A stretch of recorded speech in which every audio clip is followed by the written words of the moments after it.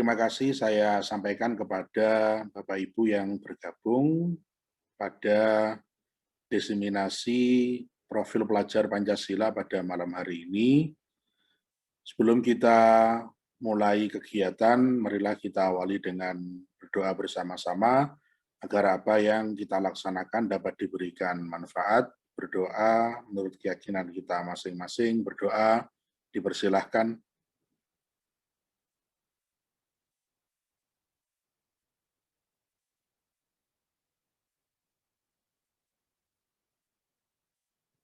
Amin ya Rabbal Alamin.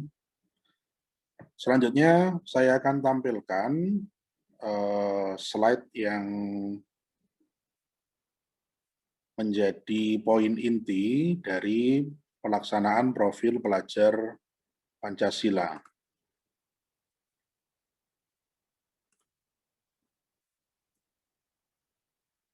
Oke, saya minta tolong responnya jika sudah nampak bisa jempolnya, nggih. Kalau sudah nampak slide-nya, oke, terima kasih. Jadi ini adalah bentuk dari rasionalisasi profil pelajar Pancasila, di mana salah satu akar atau latar belakang dari terciptanya profil pelajar Pancasila ini diantaranya yaitu yang pertama adalah dunia kerja di masa yang akan datang akan sangat berbeda dari keadaan sekarang. Ini tentu saja menanggapi tentang persaingan global yang ada di masyarakat. Kemudian pekerja lepas dan sementara akan bertumbuh pesat karena kita akan mengalami bonus demografi kalau beberapa tahun yang lalu disebutkan 10-20 tahun ke depan karena sasarannya adalah mereka yang saat ini dalam masa pertumbuhan. Jadi seperti yang disampaikan oleh pengawas Pak Aris bahwa lebih kurang mereka 10-20 tahun ke depan itu akan berusia 40 tahun. Jadi mereka lah yang nantinya akan menjadi poin penting pemegang kekuasaan atau roda kehidupan yang ada di Indonesia ini. Kemudian pekerja dari berbagai usia dapat bekerja bersama karena harapan hidup semakin panjang. Nah, ini contohnya ada di lingkungan kita sendiri. Jadi pekerja dari berbagai usia, dari jenengan, Bapak Ibu semua, dan saya sendiri, kan berbagai usia, tetapi kita sudah dapat bekerja bersama. Yang artinya karena angka harapan hidup semakin panjang, kemudian teknologi mempermudah pekerjaan sehari-hari, kemudian menuntut penguasaan keterampilan dan pengetahuan baru, dan kemudian tenaga kerja masa depan lebih mampu mencari dan mengendalikan arah karirnya. Nah, apalagi dalam kondisi pandemi seperti ini, kita dituntut untuk belajar teknologi itu lebih cepat. Jadi kalau misalkan kita tidak mengenal sama sekali produk online, barangkali dalam kurun waktu 1 tahun ini kita sudah luar biasa canggih untuk mengoperasikan laptop. Barangkali yang dulu kita untuk menyalakan laptop saja itu takut konslet gitu ya, barangkali takut kesetrum atau apa gitu ya. Untuk menyalakan sekarang ini kita sudah cukup canggih untuk mengoperasikannya. Dan lebih luar biasanya lagi yang terakhir, kita nanti akan menemukan satu kelompok pekerja itu di mana mereka bekerjanya itu dengan passion. Jadi bekerja bukan lagi untuk memenuhi kebutuhan hidup, tapi bekerja adalah passion. Karena kesukaannya, kemudian karena itu adalah satu golongan yang menikmati pekerjaannya, sehingga mereka tampil lebih unggul daripada golongan yang lainnya.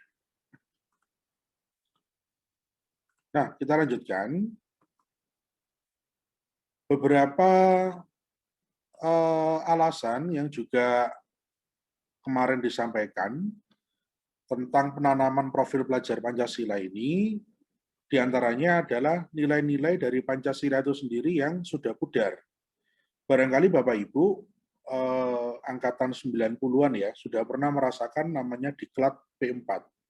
Mohon maaf kalau saya sendiri belum pernah merasakan diklat P4 itu, diklat Pancasila seperti apa, tapi saya rasa pudarnya nilai Pancasila ini, kami pun dari golongan milenial generasi X ya, juga bisa merasakan hal itu.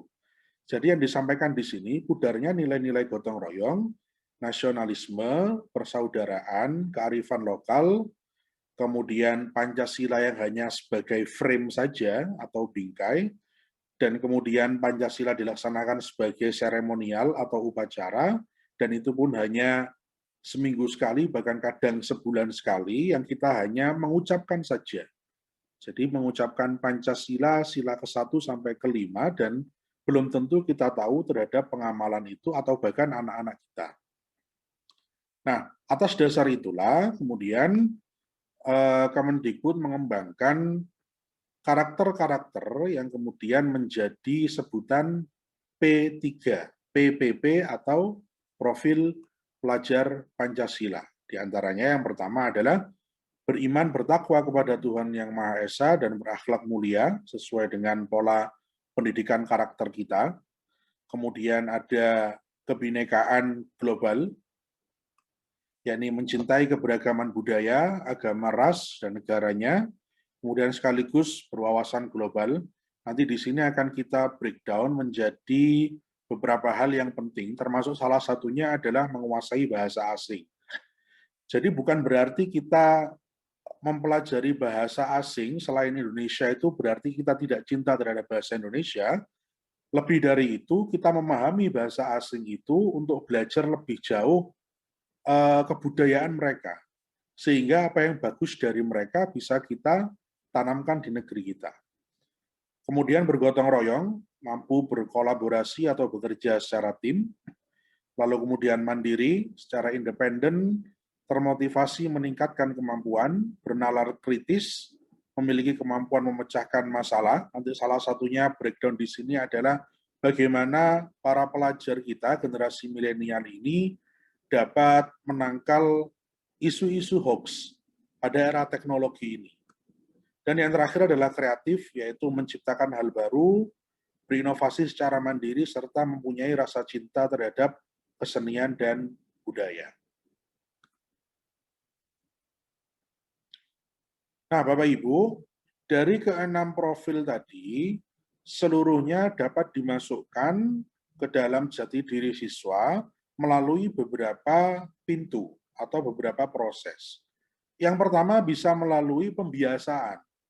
Nanti masing-masing poin ini akan dijelaskan kegiatan apa saja yang dapat merujuk kepadanya. Yang kedua melalui pembinaan kesiswaan. Kemudian yang ketiga melalui pembelajaran. Dan yang keempat melalui manajemen sekolah. Untuk yang pertama melalui pembiasaan, kami kira sudah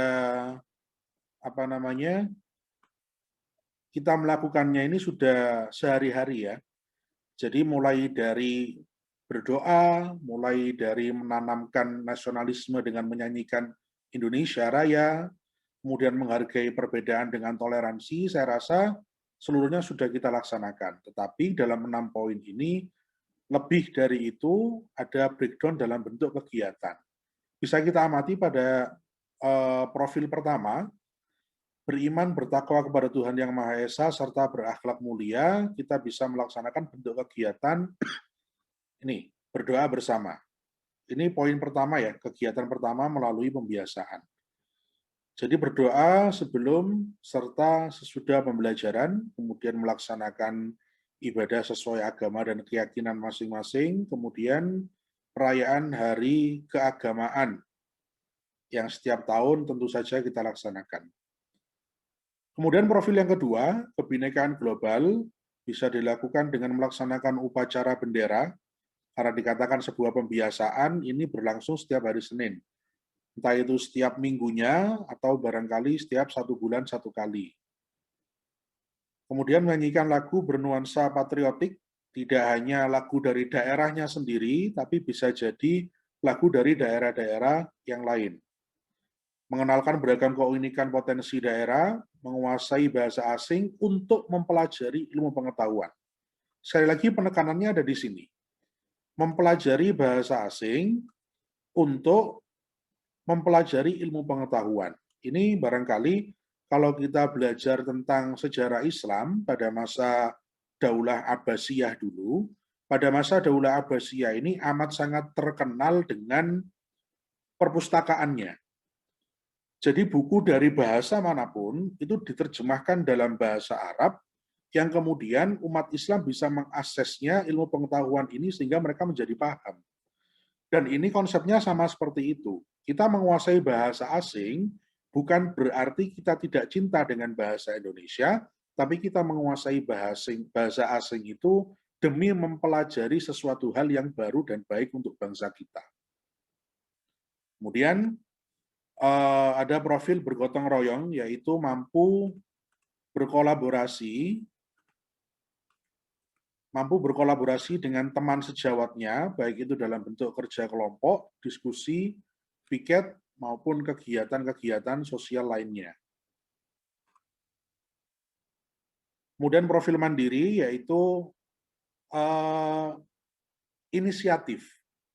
Jadi intinya pembiasaannya melalui inisiatif. Kalau misalkan siswa itu diberikan tugas oleh gurunya, maka kemandiriannya salah satunya adalah berkunjung ke perpustakaan untuk mencari tugas tersebut. Apabila tugasnya itu berupa take home atau tugas yang ada di rumah, maka browsing merupakan salah satu bentuk dari profil mandiri. Kemudian bernalar kritis yang diwujudkan dengan membaca, menulis, diskusi, bedah buku, dan melaporkan hasil membaca. Ini amat sangat penting bagi anak-anak kita karena barangkali mereka menerima informasi itu hanya membaca. Sedangkan di sisi lain yang dituntut dalam nalar kritis itu adalah ada diskusi, ada bedah buku, ada melaporkan hasil membaca. Nah, ini adalah salah satu poin untuk menghindari anak-anak kita dari hoax. Misalkan hanya dengan membaca saja, tanpa diskusi atau melaporkan hasil baca, bisa jadi anak kita membaca informasi hoax. Nah, untuk mencegah hal itu, maka diperlukanlah proses diskusi dan juga melaporkan hasil membaca. Kemudian profil yang terakhir adalah menyanyikan lagu Indonesia Raya atau menyanyikan lagu daerah. Kreatif di sini dalam artian bisa memodifikasi. Jadi anak-anak kita setelah diberikan tugas, maka kemudian dituntut kemandirian mereka, kemudian dituntut bernalar kritis dengan diskusi, barangkali dengan diskusi itu nantinya akan menimbulkan satu ide baru, ide kreativitas baru yang bisa dikembangkan di antara mereka. Nah, kemudian penanaman yang kedua melalui pembinaan kesiswaan. Nah, perbedaannya melalui pembinaan kesiswaan ini adalah lebih banyak kegiatan yang melibatkan berbagai stakeholder. Jadi tidak hanya siswa itu sendiri, bisa jadi antar siswa, bisa jadi siswa dengan gurunya, bisa jadi siswa dengan pengurus. Jadi intinya pembinaan melalui kesiswaan ini adalah kolaborasi antar stakeholder. Kalau tadi pembiasaan melalui kegiatan melalui pembiasaan sehari-hari adalah yang biasa kita lakukan setiap harinya. Kalau yang pembiasaan kesiswaan ini bekerja sama dengan stakeholder yang lainnya. Nah itu misalkan contoh bentuk beriman bertakwa dan berakhlak mulia. Ini untuk berakhlak mulia misalkan masa pengenalan lingkungan sekolah, di mana kita menanamkan peraturan-peraturan atau tata tertib yang sudah ada di sekolah itu, dan kita mengenalkan kebiasaan atau budaya sekolah itu kepada siswa didik yang baru, sedangkan kita sebagai orang yang sudah ada sebelumnya mengenalkan sekolah ini secara ramah. Jadi itu adalah salah satu bentuk kolaborasi stakeholder antara siswa itu sendiri dengan pengurus yang ada di sekolah. Kemudian kebinaan global bisa diwujudkan dengan mengadakan pentas seni dari berbagai daerah. Jadi kalau misalkan sekolah kita itu bentuknya adalah majemuk, ini dalam hal budaya ya misalkan, jadi meskipun seluruhnya barangkali beragama sama, Muslim, tetapi bisa jadi mereka berasal dari berbagai daerah yang berbeda, sehingga perlu diadakan pentas seni dari berbagai daerah, atau mereka bisa jadi sama-sama dari suku Jawa, tapi mungkin mengadakan pentas seni itu mereka berlaku seperti suku yang lainnya, entah dalam bentuk tarian, pakaian adat, atau yang lainnya. Kemudian bergotong royong dengan melibatkan sudah pasti, yaitu kerja bakti dan sebagainya. Kemudian mandiri, salah satu bentuknya bisa dituangkan dalam kegiatan ekstrakurikuler pramuka, karena insya Allah dalam kegiatan pramuka salah satunya perkemahan atau penjelajahan barangkali itu sangat menuntut kemandirian. Kemudian bernalar kritis dengan kegiatan yang melibatkan banyak orang. Kalau tadi dikatakan bahwa bernalar kritis dalam hal pembiasaan itu kita biasa pergi ke perpustakaan, tapi pengembangannya dalam bernalar kritis itu yang kita lakukan di perpustakaan seperti apa. Jadi tidak hanya duduk membaca, tapi bagaimana membuat perpustakaan ini menjadi menarik. Sama seperti proses diskusi. Kalau kita pembiasaannya itu adalah proses diskusi, maka dalam hal benar kritis bagaimana membuat proses diskusi ini menjadi tidak biasa. Sehingga nanti muncullah kreativitas profil pelajar Pancasila. Jadi barangkali nanti kreativitasnya dalam hal meramaikan perpustakaan seperti apa, itu muncul idenya dari anak-anak sendiri. Jadi gagasannya justru dari anak-anak sendiri, bukan dari kita. Nah, melalui pembelajaran, saya rasa ini adalah bentuk integrasi antara satu pelajaran dengan seluruh profil yang sudah disampaikan tadi.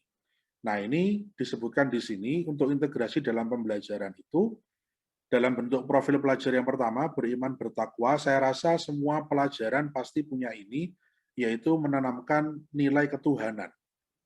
Bahkan dalam pelajaran eksak sekalipun, tetap tidak lepas, meskipun itu nilai pasti, tetap tidak lepas dari yang namanya unsur Tuhan.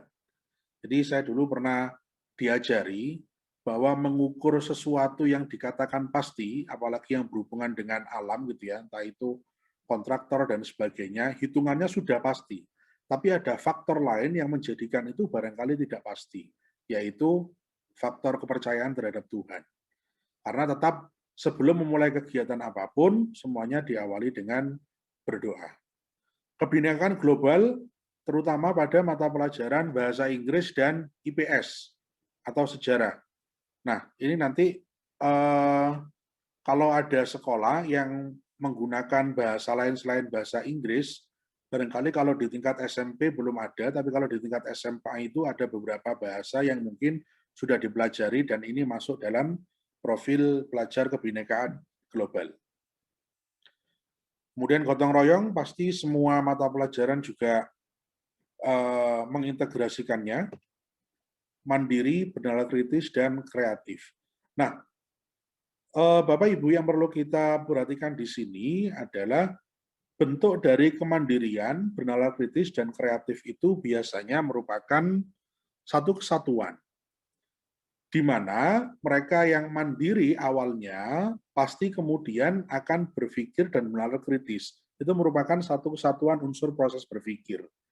Jadi karena mereka itu bekerja secara mandiri, dalam artian kalau tugas itu dilakukan sendiri, pasti hasilnya satu. Tapi kalau tugas itu dilakukan oleh 2 orang, maka hasilnya 2. Kalau tugas itu dilakukan oleh 5 orang, maka mereka bisa menghasilkan 5 pola pikir yang berbeda. Jadi dari profil mandiri saja, itu mereka sudah bisa mengembangkan menjadi pola pikir yang lain. Nah, dari proses penanaman ini tadi, barangkali kita semua sudah melakukannya dalam kegiatan pembelajaran sehari-hari. Tinggal bagaimana nanti kita mengembangkan apa yang sudah kita dapatkan ini menjadi lebih baik lagi dalam hal pembelajaran yang lainnya. Barangkali demikian secara singkat yang dapat kami sampaikan. Semoga dapat diambil manfaatnya. Assalamualaikum warahmatullahi wabarakatuh.